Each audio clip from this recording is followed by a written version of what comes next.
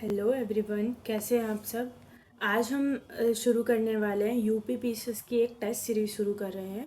जो हमारा पीवाईक्यू का जितना भी सीरीज़ हम शुरू कर रहे हैं, इसमें हम जितने भी पीवाईक्यू हो चुके हैं 23 से लेके, मतलब स्टार्टिंग से लेके जो अभी 23 तक हुए हैं, बट हम जाएंगे उल्टा क्योंकि पैटर्न यूपी पीसीएस का चेंज हो रहा है। तो उसके अकॉर्डिंग हम देखेंगे कैसे क्वेश्चंस आ रहे हैं। तो अगर आप लोगों को ये सीरीज़ अच्छी लगेगी, जैसा भी आप लोग, तो उसको आप कमेंट करके बताइएगा कि आपको ये सीरीज़ अच्छी लगी, तो हम इसको कंटिन्यू करेंगे। तो आज हम पेपर जो 1 है, GS 1 है, उसको शुरू करेंगे। 2030 का पेपर, 23 वाला पेपर हम जो ले रहे हैं। तो अभी हमारा 24 वाला एग्ज़ाम होगा। तो अभी वो डिक्लेयर नहीं हुआ है कि कब होना है, कैसे होना है। बोला तो जा रहा है 27 तक होगा, बट देखते हैं आयोग का क्या कहना है, उनको करवाना है कि नेक्स्ट ईयर करवाना है। जैसा भी होगा हम देखते हैं। तो हम क्वेश्चन को शुरू करते हैं, इस PDF को, इस सीरीज़ को शुरू करते हैं। जो हमारे 2023 में क्वेश्चन आए थे, कहाँ से किस तरह से क्वेश्चन पूछे गए थे, तो इसके बारे में हम बात करते हैं। तो पहला क्वेश्चन हमारा पूछा गया था, the part of the constitution, इसमें से कौन सा करेक्ट नहीं है। तो हमारा जो पार्ट देखा जाए, यूनियन टेरिटरी इस पार्ट में नहीं आता है, शेड्यूल एरिया भी नहीं आता है। थर्ड ऑप्शन हमारा सही होगा, ट्राइब्यूनल वाला, ये हमारा करेक्ट होगा। हिंदी में भी देख लेते हैं, अधिकरण का भाग 6, ये हमारा सही आंसर है। फिर सेकंड क्वेश्चन पे आते हैं। मैच करनी है लिस्ट को, लिस्ट फर्स्ट को सेकंड से मैच करना है। तो आर्टिकल 324 को बोला जा रहा है किसके अंदर आता है। तो अगर आपने पढ़ा होगा तो सीधा सा ऑप्शन है, आर्टिकल जो फर्स्ट है वो आर्टिकल इलेक्शन कमीशन के अंदर आता है। आर्टिकल 324 हमारा इलेक्शन कमीशन में आता है। अब अभी पेपर को सॉल्व करने का तरीका यही होता है कि आप ऑप्शन से आप उठा लो आंसर। तो हमारा जो फर्स्ट का फोर्थ है, तो हमारा वो बी करेक्ट हो रहा है। तो उस हिसाब से हमारा option number B is right answer. और देख लेते हैं आगे। आर्टिकल 315 किसके अंदर आता है, पब्लिक सर्विस कमीशन। आर्टिकल 280 आता है हमारा फाइनेंस कमीशन। और आर्टिकल 338 आता है हमारा national commission of the schedule caste. Next हम थर्ड क्वेश्चन पे आते हैं। Consider the following event of the arrange, this is correct chronological. तो हमें क्रोनोलॉजिकल, जो क्रोनोलॉजिकल ऑर्डर है उसमें हमें उसमें करना है कि पहले क्या मतलब असेंबली आई थी, क्या हुआ था। तो हिंदी में भी देख लेते हैं। निम्नलिखित घटनाओं पर विचार कीजिए, इनमें से सही कालानुक्रम व्यवस्थित कीजिए, सबसे पहले से लेके आखिरी तक। तो प्रारूप समिति, भारतीय संविधा, भारतीय संविधान, संविधान सभा की बैठक। इंग्लिश में हमारा है appointment of the drafting committee, Indian constitution adopted and enacted, date of the commencement of the Indian constitution, and fourth है constitution assembly in the first meeting. तो देखें, इसमें हमारा जो ऑप्शन नंबर होगा वो कौन सा होगा। तो ऑप्शन से ना देख के हम पहले ये देखते हैं कि फर्स्ट हमारी कौन सी हुई थी, असेंबली की बैठक हुई थी, प्रथम बैठक हुई थी कॉन्स्टिट्यूशन की। संविधान सभा की फर्स्ट मीटिंग हुई थी। देन उसके बाद हमारा जो हुआ था वो हमारी हुई थी क्या बोलते हैं उसको, ये सॉरी, हमारा ऑप्शन जो होगा वो डी होगा। उस हिसाब से हमारा जो अपॉइंटमेंट ऑफ ड्राफ्टिंग कमेटी हुई थी वो हुई थी।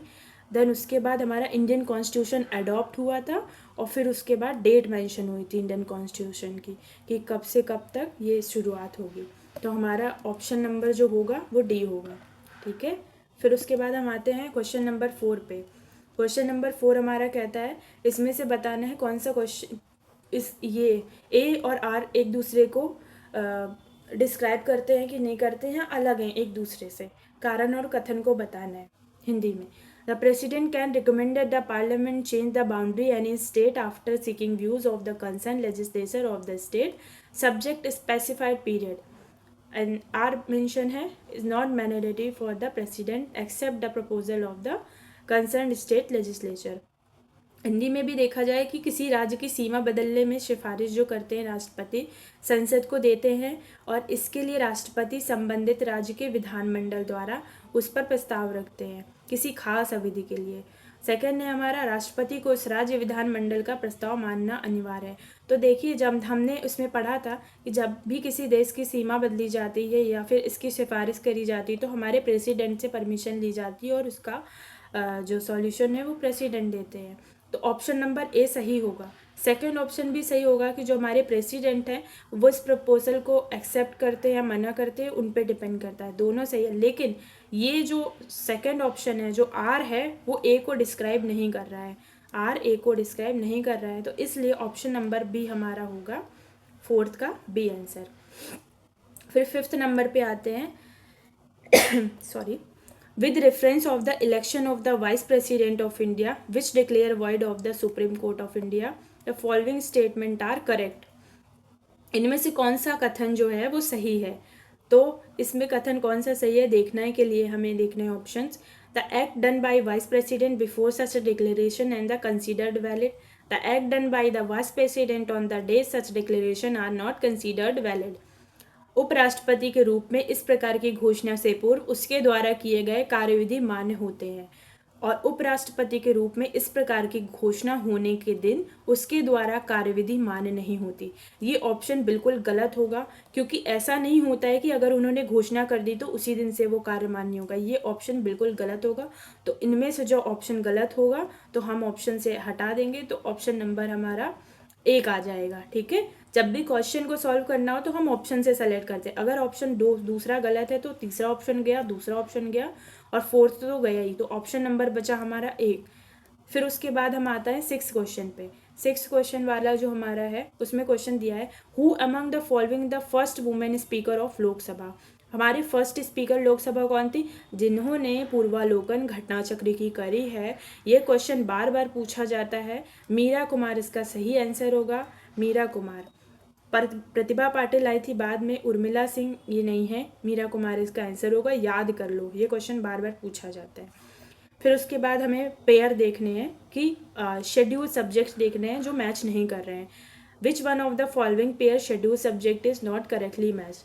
तीसरा शेड्यूल जो होता है ओथ और अफर्मेशन। एट्थ शेड्यूल जो होता है वो लैंग्वेज का। Ninth schedule allocation seat in the council का। तो ना तो थर्ड होता है ना ये जो बी ऑप्शन है एट्थ शेड्यूल, ये भी नहीं होगा। जो नाइन्थ शेड्यूल होता है एकदम करेक्ट आंसर है, जो एलोकेशन करता है सीट को, काउंसिल की सीट को एलोकेट करने के लिए हमारे नाइन्थ शेड्यूल में मैंशंस है। ठीक है, हम एक क्वेश्चन पे आते हैं, आठवां question. The constitution of Indian initially permitted the use of English language all official purpose a period. जो हमारा भारतीय संविधान प्रारंभ में किसी अवधि के लिए सभी सरकारी उद्देश्य हेतु अंग्रेजी भाषा उपयोग के लिए अनुमति प्रदान की थी, उसके लिए जो पूछा गया है वो कितना टाइम हो गया है, 15 साल, 15 वर्ष। ठीक है, फिर उसके बाद नाइन्थ क्वेश्चन पे आते हैं। Given below two statement label एसेंडेंट ए और आर, मतलब रीजन बताना है और उसका कथन और कारण। The president is the part of the parliament. The bill pass of two house parliament can not became the law without assent of the president. राष्ट्रपति संसद का भाग है। संसद के दोनों सदनों द्वारा पारित विधेयक राष्ट्रपति की सहमति के बिना कानून नहीं बना सकता है। तो ये जो ऑप्शन होगा इसका बी आंसर होगा। उसके लिए बताते हैं कि जो पहला है वो तो सही है, राष्ट्रपति संसद के भाग होते हैं, और जब भी हमारे जो गवर्नर प्रेजेंट नहीं होते हैं संसद में तो उसकी जगह जब भी अब्सेंट होते हैं तो हमारे राष्ट्रपति जी स्पीकर बनते हैं। जो हमारे स्पीकर होते हैं जब भी अब्सेंट होते हैं तो जो राष्ट्रपति है वो हमारे आकर संसद में एज अ स्पीकर के रूप में काम करते हैं। और जो सेकंड ऑप्शन है वो भी सही है, लेकिन जो सेकंड है वो फर्स्ट को डिफाइन नहीं कर रहा है, इसलिए ऑप्शन बी इसका सही आंसर होगा। Which reference of with reference, question number 10 पे आते हैं। With reference of the union finance commission which of the following statement are correct. इनमें से कौन सा स्टेटमेंट है जो कि हमारे फाइनेंस जो वित्त आयोग है, संघ वित्त आयोग है, उसके संदर्भ में बताता है। तो हमारा जो क्या बोलते हैं डी ऑप्शन होगा वो इसका सही आंसर होगा, क्योंकि इसलिए ना तो वित्त आयोग के अध्यक्ष में 6 सदस्य होते हैं, ना ये नीति आयोग को प्रस्तुत करता है। ठीक है, ओके, चलो नेक्स्ट क्वेश्चन पे आते हैं। हमारा 11 क्वेश्चन है, काफ़ी अच्छा क्वेश्चन है। अगर हम देखें तो हमारा जो पॉलिटी का वेटेज है ना वो इसमें काफ़ी अच्छा खासा है। अभी हम पॉलिटी पे बात कर रहे हैं, आगे और भी क्वेश्चंस देखेंगे। आप लोग इस सीरीज़ से आपको अगर कोई हेल्प मिले तो आप इसको लाइक ज़रूर करना। और देखना इससे आपको क्वेश्चन को सॉल्व करने का तरीका भी समझना है कि हम ऑप्शन से कैसे क्वेश्चंस को सॉल्व करते हैं।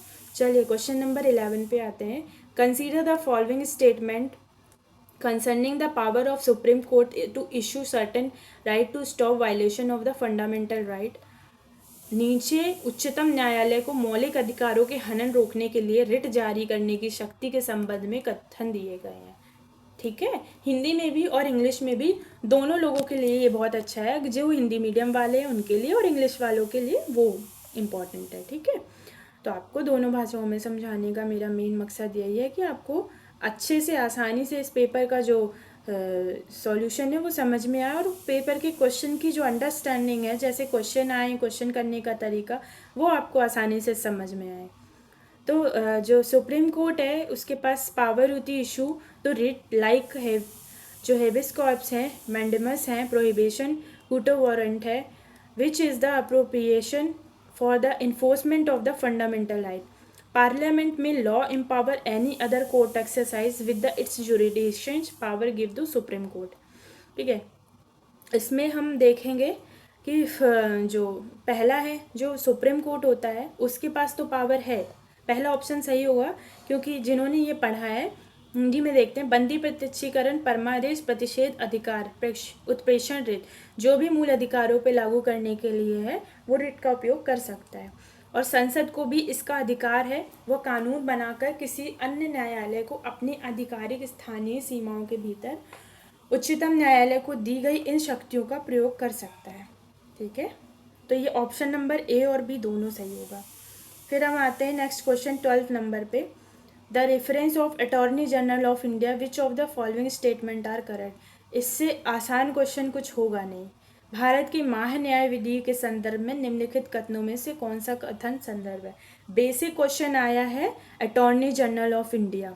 ठीक है, इसमें देखते हैं, a person appointed attorney general who is qualified appointed as a जज of supreme court. Attorney general can be remove some same process जज ऑफ सुप्रीम कोर्ट। तो जो अटॉर्नी जनरल है उसके लिए सेकंड प्रोसेस जो है उसको जैसे हमारे जो सुप्रीम कोर्ट के जज हटाए जाते हैं अटॉर्नी जनरल को वैसे नहीं हटाया जाता। ये ऑप्शन गलत होगा और ये वाला ऑप्शन ए नंबर इसलिए सही होगा क्योंकि उनकी क्वालिफिकेशन जज के जो सुप्रीम कोर्ट होते उनके अकॉर्डिंग होती। तो ऑप्शन नंबर ए इसका करेक्ट आंसर होगा। फिर हम क्वेश्चन नंबर 13 पे आते हैं। With reference of the composition of the legislative council state which of the following statements are the correct. तो हमें इस हिंदी में भी देख लेते हैं। एक राज्य में विधान परिषद के गठन के संबंध में कौन सा कथन सही है। विधान परिषद के संदर्भ में भी देख रहे हैं, legislative council of the India के संदर्भ में देखते हैं कौन सा ऑप्शन हमारा सही होगा। The legislative council there may not be the more than 1/3 member in the total membership of legislative assembly of the state। Second option है legislative council of the state must have least forty member of the in it. इसके बाद देखते हैं the Vidhan Parishad में उस राज्य की विधानसभा की कुल सदस्यता के संबंध में 1/3 से अधिक सदस्य नहीं हो सकते। एक राज्य के विधान परिषद में कम से कम 40 सदस्य होने की आवश्यकता होती है। तो ऑप्शन नंबर सी होगा क्योंकि पहला और दूसरा दोनों इसका सही आंसर है। With reference the representation of the Uttar Pradesh parliament which of the following is correct. देखो ये आ गया हमारा यूपी का क्वेश्चन, जो हम यूपी स्पेशल पढ़ते हैं वहाँ से ये क्वेश्चन आया है कि जो हमारा संसद है उत्तर प्रदेश का उसके प्रतिनिधि के संदर्भ में कौन सा सही है। तो इसमें हम देखते हैं कि उत्तर प्रदेश में 31 सीटें अलॉट होती हैं राज्यसभा को, 80 मेंबर होते हैं लोकसभा में, एकदम सही है। ऑप्शन नंबर सी इसका सही। With reference of the post of secretary of the parliament which statement is correct. इनमें से कौन सा स्टेटमेंट करेक्ट है तो हमको देखना पड़ेगा इसमें से ऑप्शन कौन सा होगा। The common post of the created of the secretary each house of parliament. संसद सचिवालय के पदों के संबंध में निम्नलिखित में से कौन सा कथन सही होगा। संसद के प्रत्येक सदन सचिवालय के लिए सम्मिलित पदों को सृजित किया जाता है।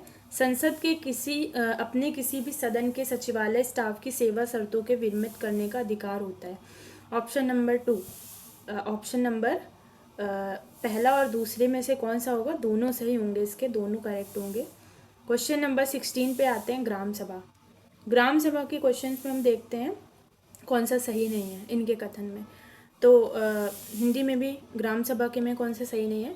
It is the power function village level like state, ठीक है, ये विलेज लेवल पे काम करते हैं, स्टेट लेवल पे the power to determine centre of the government. ये क्वेश्चन गलत होगा क्योंकि अगर हम ग्राम सभा स्टेट लेवल की बात करें तो सेंटर तो डिटरमाइन बिल्कुल नहीं करेगा, ठीक है।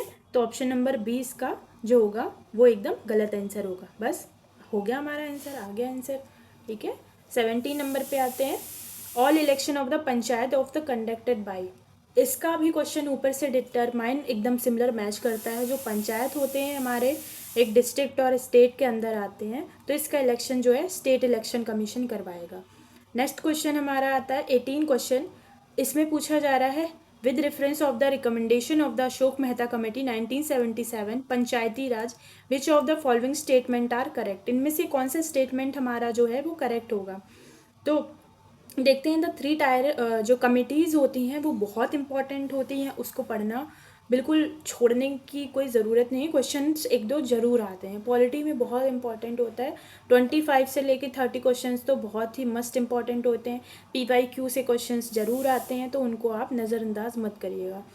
3 tier system of Panchayati Raj should be replace by 2 tier system. Panchayati Raj के 3 स्तरीय व्यवस्था के स्थान पर 2 स्तरीय व्यवस्था उचित है।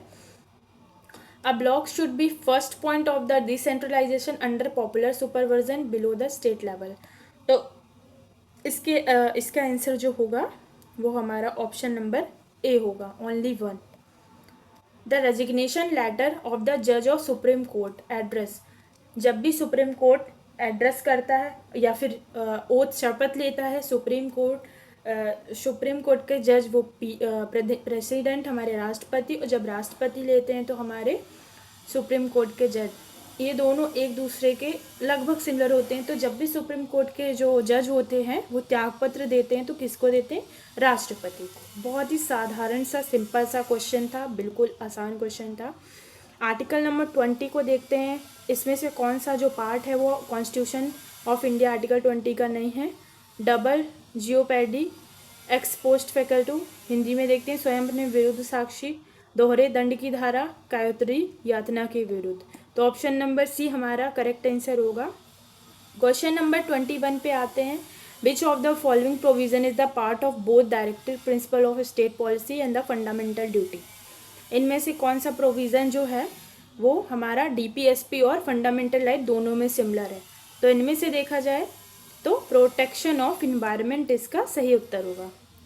22 नंबर पे आते हैं, with reference of the joint sitting of parliament statement सही होगा। इसमें जॉइंट सिटिंग जो होती है वो किन के अंडर होती है।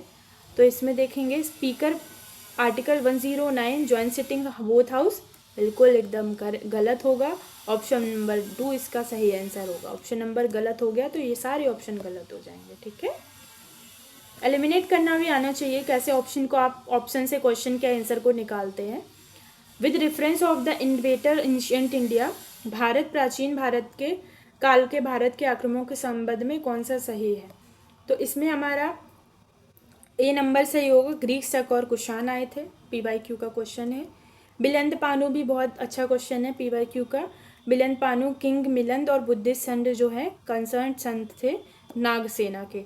नागार्जुन और नागसेना जो हैं वो अलग अलग हैं, उनको एक मत करिएगा, ठीक है। चरक संहिता, ये भी क्वेश्चन PYQ का। Into how many chapter section, इसमें से कौन कौन से जो चैप्टर्स हैं वो हैं। तो इसमें 120 चैप्टर और 8 सेक्शन है, मतलब 120 अध्याय और 8 खंड हैं इसमें से, ठीक है। नेक्स्ट क्वेश्चन पे हम आते हैं, question number 26। Which officer was known as the बाघादुआ। कौन सा अधिकारी जो है बाघादुआ का अधिकारी था वैदिक काल में। तो हमारा रेवेन्यू कलेक्टर होते थे, ठीक है। इसके बाद हम आएंगे लिस्ट और सेकंड को, फर्स्ट और सेकंड को मैच करना है। आर्कियोलॉजिकल साइट को प्रेजेंट लोकेशन में हमको मैच करना है। तो हमारा ऑप्शन देखेंगे नेवासा हमारा कहाँ है, ईसामपुर, दिद्वाना और गुड़ियामा गुफा किधर पड़ती है। तो हम इसको भी ऑप्शन से कर सकते हैं। अगर हमें इनमें से 2 भी ऑप्शन पता हैं तो हम इसको आसानी से कर सकते हैं। नेवासा जो हमारा वो पड़ता है, हमारा वो नेवासा जो जगह पड़ती है उसका इलाका जो होता है महाराष्ट्र की तरफ पड़ता है अगर देखा जाए तो। ठीक है, उसके बाद ईशामपुर जो हमारा पड़ता है, जो ऑप्शन नंबर ए इसलिए मैंने सही लगाया है क्योंकि इसका नेवासा है, तो इसमें ऑप्शन थर्ड जो है वो 1 2 3 में आया है, तो फर्स्ट सी और सेकंड एलिमिनेट करके हटा देंगे। अब पहले तीसरे और चौथे में देखते हैं। ईसामपुर जो हमारा पड़ता है वो हमारा कर्नाटका में पड़ता है। ठीक है, ईसामपुर हमारा कर्नाटका में पड़ता है। तो अब कर्नाटका वाला बी ऑप्शन देखेंगे, हमारा बी। अब सेकंड, थर्ड और फर्स्ट को हम करेंगे, फोर्थ को हम हटा देंगे, तो इन दोनों में से हमें देखना है। अब हमें तीसरा ऑप्शन अगर पता है तो हमारा आराम से क्वेश्चन हो गया है। दिद्वाना जो हमारा राजस्थान में है, तो ऑप्शन नंबर दिद्वाना यानी ऑप्शन नंबर ए हमारा करेक्ट आंसर हो जाएगा। ठीक है, तो इसी के साथ हमारा ए नंबर सही हो जाएगा। Eastern boundary of the Harappan culture is indicated which of the following. Harappan culture की जो बाउंड्री थी वो किससे वो करती थी, आलमगीरपुर। इसका ये PYQ का क्वेश्चन है, हर बार आता है। ठीक है, काफ़ी क्वेश्चन PYQ के रिपीट हुए हैं। विद रेफरेंस ऑफ द पुराना विच one of the following statement is correct. ठीक है, पुराणों के संदर्भ में कौन सा सही है, पुराणों के संदर्भ में कौन सा स्टेटमेंट हमारा सही है। Information about Mauryan dynasty found of Vishnu Purana through light of Guptas government. Option number C is हमारा correct answer. Okay, which one of the following pair school thought opponent correctly match. तो हमारा इसमें नया गौतम सही आंसर होगा। ठीक है, आज के लिए हम इतना ही रखते हैं, फिर हम इसके बाद शुरू करेंगे नेक्स्ट सीरीज़। अगर आपको पसंद आई हो तो लाइक सब्सक्राइब ज़रूर करिएगा, और आपको आगे के लिए 23, 22, 21, 22 जितनी भी सीरीज़ आपको PYQ UP PCS की चाहिए, RO ARO की चाहिए है, अगर आपको GS और CSET का भी चाहिए तो आप हमको कमेंट में ज़रूर करिएगा, तो इसके बाद हम कंटिन्यू करेंगे। Thank you so much.